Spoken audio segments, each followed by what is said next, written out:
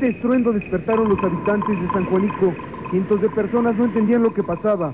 Muchos preparaban para asistir a sus centros de trabajo, otros a la escuela.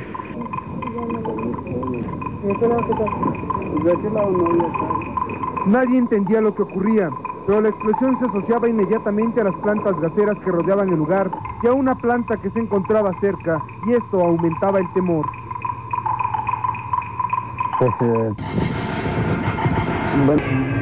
En otro punto de la ciudad, al ver el cielo iluminado, lo primero que se pensó fue en acudir al lugar sin saber qué ocurría. Bueno, de aquí... Solo un resplandor y con él la duda de lo que pasaba al norte de la ciudad. El equipo de bomberos solo siguió la luz como una bengala, sin saber a lo que iría. Para quien estuvo en el corazón mismo del infierno, no es muy grato recordar lo ocurrido. Pues yo estaba acostada, o sea, a punto de levantarme cuando de repente se oyó un estallido, empezó a volar todo, vidrio de la ventana, sembró todo. Y se vio muy feo la lumbre donde quiera, y pues, no, estuvo muy feo. O sea, lo único que hicimos fue salir y correr, ponernos a salvo. Desesperación, confusión, intriga, miedo y la muerte misma está en el lugar donde nadie sabía qué pasaba, pero sabía que no podía permanecer un minuto más en el lugar. Pero lo sucedido en San Juanico es conocido como el efecto Bleve y consiste en un fenómeno físico-químico que en el momento de ser llenados los contenedores con el combustible, ya sea propano o butano, esto se realiza a 100 grados bajo cero o menos. Pero si estas llamas alcanzan al siguiente contenedor, este elevaría la temperatura y alcanzaría un punto de ebullición que terminaría con la fragmentación del contenedor y con ello una explosión. Sin embargo, llegó un momento en que había que arriesgarlo todo. Se requería que el gas saliera para evitar una nueva explosión y con ello una tragedia mayor. Pues vimos de las llamaradas de la lumbre, las salchichas como volaban los pedazos. Y estaba la otra más grande, pero esa no se rompió. Esa después la tuvieron que romperla para quitarla. Ya después cuando ya regresa uno aquí, se siente triste, ¿no? Porque pues todo lo que se pasó. Gente corriendo buscando a sus familiares, quejidos y dolor era el denominador común de aquella mañana, que hoy muchos siguen recordando de aquel 19 de noviembre de 1984.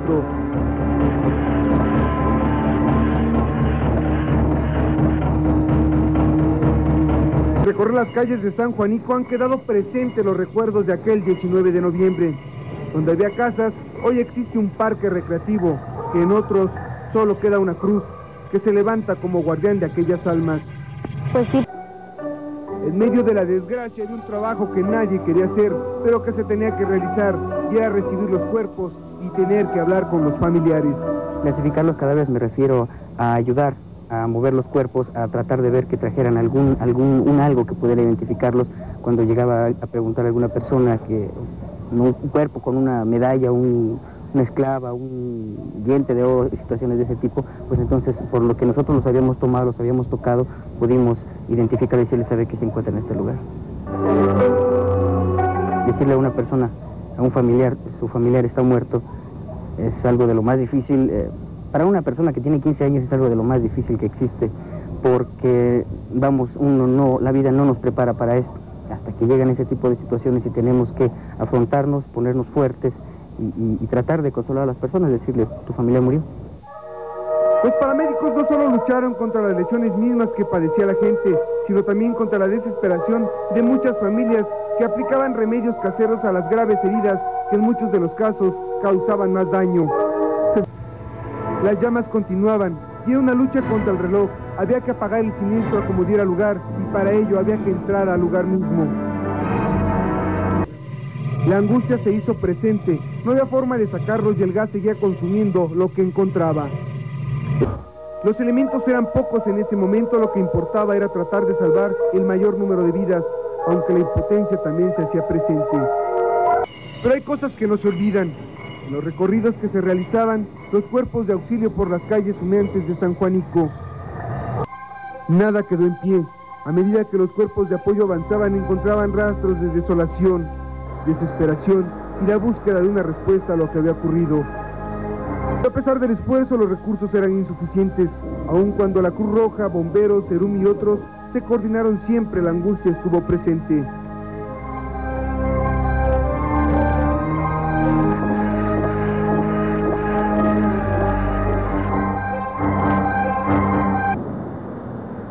Pero debido a la magnitud de la tragedia, muchos cuerpos fue imposible reconocerlos, por ello se tomó una decisión. Este lugar son las 3 fosas comunes que se hicieron a raíz de la necesidad de inhumar a todas las personas que perdieron la vida en San Juan Ixhuastepec. Este es el cementerio de la colonia Caracoles. Son las 3 fosas que dieron cristiana sepultura a los cuerpos que perdieron la vida en San Juan Ixhuastepec. A pesar del conteo de las víctimas, nunca se tuvo el número exacto de las vidas que ahí se perdieron. Se tienen varias cantidades, algunas autoridades manifiestan 500 personas, otras personas dicen 700, algunas dicen 800 o más personas. El lugar donde se decidió hacer la fosa común se encuentra. Las esperas continuaban encendidas, había que continuar con la tarea, ya habían pasado 2 explosiones.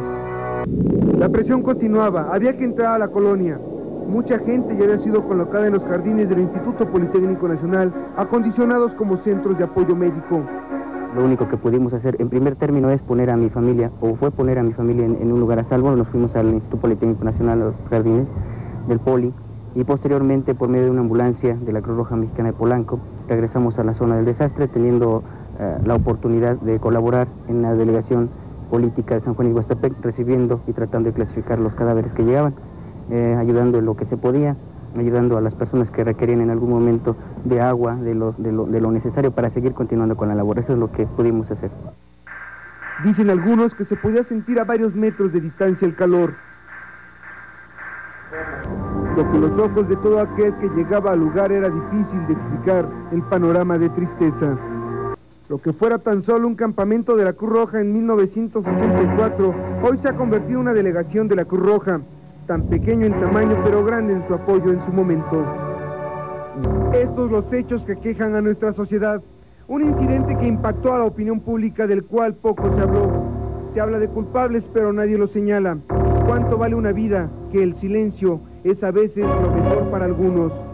Nadie está por encima de la ley y el Estado de Derecho, como siempre se ha dicho, no existe. La corresponsabilidad entre autoridades y sociedad debería de ser una misma fuerza, solo que la realidad es otra cosa.